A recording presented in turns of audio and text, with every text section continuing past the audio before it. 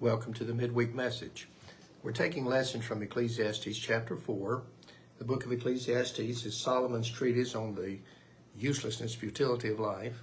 And we're reading verses 4 through 6 from the New Century Version of the Bible. Ecclesiastes chapter 4, Solomon says, beginning in verse 4, I realize the reason people work hard and try to succeed. They're jealous of each other. This too is useless, like chasing the wind. Some say it is foolish to fold your hands and do nothing because you will starve to death. Maybe so. But I say it is better to be content with what little you have.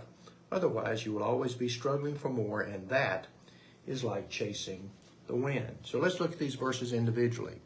Ecclesiastes chapter 4 and verse 4. I realize the reason people work hard and try to succeed. They're jealous of each other. This too is useless, like chasing the wind. Solomon says that the motivation for acquisition and achievement is simply trying to keep up with the Joneses. And he said that's useless, like chasing the wind. Your only motivation for achievement is to be on an equal par with other people. That's just covetousness.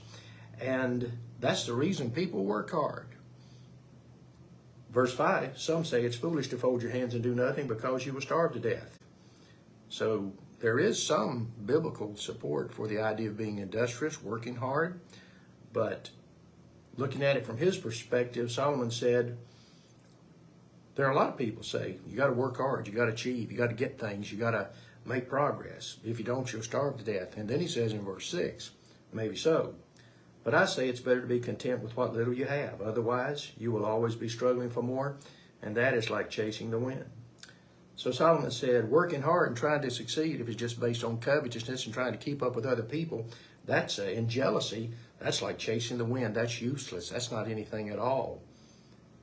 But in support of acquisition, people will say, well, you can't starve to death. You got to work hard so you won't starve to death. Or you will starve to death if you don't work hard. And Solomon said, maybe so. But I say it's better to be content with what little you have. Solomon said contentment was better than covetousness.